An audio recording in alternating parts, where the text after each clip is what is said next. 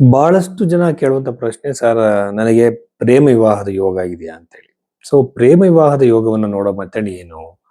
ನೋಡಿ, ಪ್ರೇಮ ವಿವಾಹ ಆಗ್ಬೇಕು ಅಂತ ಒಂದು ಜಾತಕದಲ್ಲಿದ್ದಾಗ, ಜಾತಕವನ್ನ ನೋಡಿ ಜಾತಕದಲ್ಲಿರುವಂತ ಶುಕ್ರನನ್ನ ಪ್ರಥಮವಾಗಿ ನಾವು ನೋಡ್ಬೇಕಾಗತ್ತೆ. So the placement of the Venus ಹೇಗಿದೆ? ಶುಕ್ರ ಗ್ರಹ ಬಂದು ಯಾವುದೇ ಕಾರಣಕ್ಕೂ ನಿಮ್ಮ ರಾಶಿಯಿಂದ ಲಗ್ನದಿಂದ ಅಷ್ಟಮ ಭಾವದಲ್ಲಿ ಷಷ್ಠ ಭಾವದಲ್ಲಿ ಇರಬಾರದು. ಅಟ್ ದ ಸೇಮ್ ಟೈಮ್ ಬಂದು ಶನಿ ಗ್ರಹದಿಂದ ಅಷ್ಟಮದಲ್ಲಿ ಷಷ್ಠದಲ್ಲಿ ಅದಿರಬಾರ್ದು. ತುಂಬಾ ಚೆನ್ನಾಗಿರ್ಬೇಕು ಶುಕ್ರ ಗ್ರಹ. ಶುಕ್ರ ಗ್ರಹ ಬಂದು ಪಾಪ ಗ್ರಹಗಳ ಜೊತೆ ಕೂಡ ಸೇರಿರಬಾರ್ದು.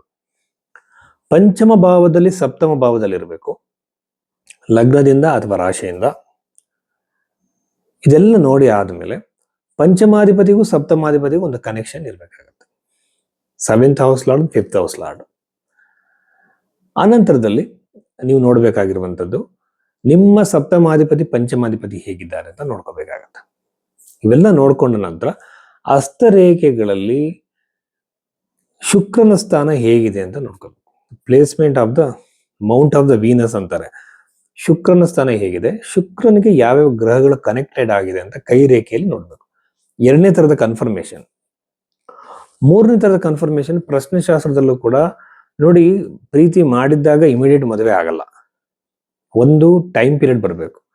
ಇಬ್ರು ಸೇರಿ ಮಾತಾಡಿ ಒಂದು ವಿವಾಹದ ಟೈಮ್ ಬರ್ತಾ ಇದೆ ಅಂತ ನಿಮಗೆ ಅನಿಸ್ದಾಗ ನಿಮಗೆ ಯಾವ ದೇಶ ನಡೀತಾ ಇದೆ. ನನ್ನ ಒಂದು ಎಕ್ಸ್ಪೀರಿಯನ್ಸ್ ಅಲ್ಲಿ ನಾನು ಸಾವಿರಾರು ಜಾತಕಗಳನ್ನು ನೋಡ್ಬೇಕಾದ್ರೆ ರಾಹುವಿನ ಒಂದು ಪಾತ್ರ ಪ್ರೇಮ ವಿವಾಹದಲ್ಲಿ ಜಾಸ್ತಿ ಇರುತ್ತೆ. ಇದು ಬಂದು ಎಲ್ಲಾರು ಫ್ಯಾಮಿಲಿನ ಮೀರಿ ಮದುವೆ ಆಗುವಂತವ್ರು ನಾನು ಹೇಳ್ತಾ ಇರೋದು. ಅಲ್ಲಿ ಒಂದು ಕನೆಕ್ಷನ್ ಇರುತ್ತೆ. ರಾಹು ಬಂದು ದಶೆಯಲ್ಲಿ ಅಂತರ್ದಶೆಯಲ್ಲಿ ಬಂದ ಅಂದ್ರೆ ಆ ಹುಡುಗಿ ಆಗಿರ್ಬೋದು, ಖಂಡಿತವಾಗ್ಲೂ ಪ್ರೇಮ ವಿವಾಹದ ಸಾಧ್ಯತೆ ಇರುತ್ತೆ. ಬಟ್ ಪ್ರೇಮ ವಿವಾಹ ಮಾಡ್ಕೊಳ್ಳೋರಿಗೆ ನಮ್ಮ ಸಮಾಜದಲ್ಲಿ ಧೈರ್ಯ ಜಾಸ್ತಿ ಇರಬೇಕಾಗತ್ತೆ. ಆವಾಗ ಮೂರನೇ ಮನೆಯಲ್ಲಿ ಕುಜಗ್ರಹ ರಾಹು ಇದ್ದಾಗ ಎಗೇನ್ ಅವರಲ್ಲಿ ಒಂದು ಬ್ರೇಕ್ ಮಾಡುವಂತ ಮನಸ್ಥಿತಿ, ಒಂದು ಪದ್ಧತಿಯನ್ನ, ಒಂದು ಸೋಷಿಯಲ್ ನಾರ್ಮ್ನ ಬ್ರೇಕ್ ಮಾಡುವಂತ ಮನಸ್ಥಿತಿ ಅವರಲ್ಲಿ ಯೂಶುವಲ್ ಆಗಿ ಇರುತ್ತೆ. ಯಾರಿಗೆ 9ನೇ ಮನೆ ಅಫ್ಲಿಕ್ಟೆಡ್ ಆಗಿರೋರಿಗೆ, ಅಂದ್ರೆ 3ನೇ ಮನೆಯಲ್ಲಿ ಪಾಪಗ್ರಹ ಇದ್ದಾಗ 9ನೇ ಮನೆ ಅಫ್ಲಿಕ್ಟೆಡ್ ಆಗುತ್ತೆ. ಎಗೇನ್ ಅವರು ಒಂದು ಒಂದು ಒಂದು ಇದನ್ನ ಅವ್ರನ್ನ ಗೆರೆ ಎಳೆದು ಯಾರನ್ನೂ ಕೂಡ ನಿಲ್ಸಕ್ಕಾಗಲ್ಲ. ದಾಟುವಂತ ಪ್ರವೃತ್ತಿ ಇರುತ್ತೆ. ಅದೇ ಟೈಮ್ಗೆ ಅದೇ ದಶಾ ಪೀರಿಯಡ್ ಲಾರ್ಡ್ಗಳು ಕನೆಕ್ಟ್ ಆದಾಗ ಪ್ರೇಮ ವಿವಾಹದ ಸಾಧ್ಯತೆ ಹೆಚ್ಚಾಗ್ತಾ ಹೋಗುತ್ತೆ. ಅನ್ಆರ್ಥೋಡಾಕ್ಸ್ ಮ್ಯಾರೇಜ್ ಅಂತ, ಅಸಾಂಪ್ರದಾಯಿಕವಾಗಿರುವಂತ ಮದುವೆಯಿಂದ ನಾವು ಏನ್ ಕರಿತೀವಿ ಅದನ್ನು. ಬಟ್ ಇದು ಈ ಕಾಂಬಿನೇಷನ್ ಅವ್ರು ಮದುವೆ ಆದ್ಮೇಲೆ ಸಕ್ಸಸ್ಫುಲ್ ಆಗಿರ್ತಾರ, ಮ್ಯಾರಿಟಲ್ ಲೈಫ್ ಚೆನ್ನಾಗಿರ್ತಾರ ಅನ್ನೋದಕ್ಕೆ ಇದು ಎವಿಡೆನ್ಸ್ ಅಲ್ಲ, ಸಾಕ್ಷಿ ಅಲ್ಲ. ಇದು ಕೇವಲ ಕಾಂಬಿನೇಷನ್ ಅಷ್ಟೇ. ಮ್ಯಾರಿಟಲ್ ಲೈಫ್ ಚೆನ್ನಾಗಿರೋದು ಬಿಡೋದು ಅವ್ರ ವೈಯಕ್ತಿಕ ವ್ಯಕ್ತಿತ್ವ, ಅವ್ರ ಕಮ್ಯುನಿಕೇಶನ್, ಅವ್ರು ಎಷ್ಟು ಪ್ರೀತಿಸ್ತಾರೆ, ಆ ಪ್ರೀತಿನ ಎಷ್ಟು ದಿನ ನಿಭಾಯಿಸ್ತಾರೆ ಅನ್ನೋದ್ರ ಮೇಲೆ ಹೋಗುತ್ತೆ.